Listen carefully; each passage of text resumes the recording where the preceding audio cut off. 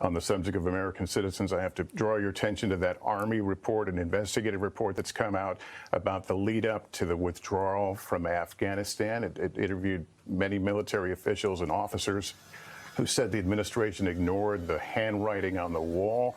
Another described trying to get folks in the embassy ready to evacuate, encountering people who are essentially in denial of this situation. Does any of that ring true to you? No. No. That's not what I was told. That's not what I was told, the president said. Not what he was told. The documents go into detail about how, in the views of the service members on the ground, the U.S. ambassador and others in the Biden administration did not see the security threat for what it really was and did not adequately prepare for withdrawal, that there was a lack of urgency in the White House's National Security Council.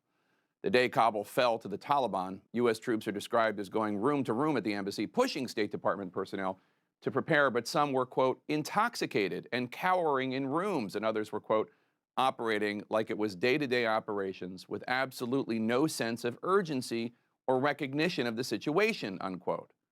Now, President Biden's denial of this reflects the same attitude seen in a Biden administration official, quote, about that allegation to the Washington Post. Quote, were there any truth to it, we presumably would not be learning of it 6 months after the fact, unquote. Yeah, that's not how it works. Bad information not flowing upward, that's a long-standing tradition. The thing is, President Biden knew this then. Biden has been a skeptic of the war in Afghanistan for years precisely because he did not buy into the rosy scenarios from Foggy Bottom and from the Pentagon. I just want to clarify, are you rejecting the conclusions or the accounts that are in this Army report? Yes, I am. So they're not true? I'm rejecting them. It's difficult to overstate how insulting Biden's sweeping rejection is to so many service members and veterans, given the full content of the 2,000 pages of documents in this U.S. Army investigation, which CNN has also obtained. Many accounts are from troops who were on the ground, at the gates, near the canal around the airport. Non-commissioned officers, junior officers, Joes, people with little political motivation to lie, and heavy legal and moral obligation to tell the truth in sworn statements. People like the men and women that Biden visited with last November at Fort Bragg. The thing that's amazing to me is how proud I am to be your commander-in-chief. You are the most incredible group of women and men, warriors that we've ever seen. You do so much, and your families give so much. I really mean it, from the bottom of my heart. And so we came because we wanted to thank you, tell you how much we care.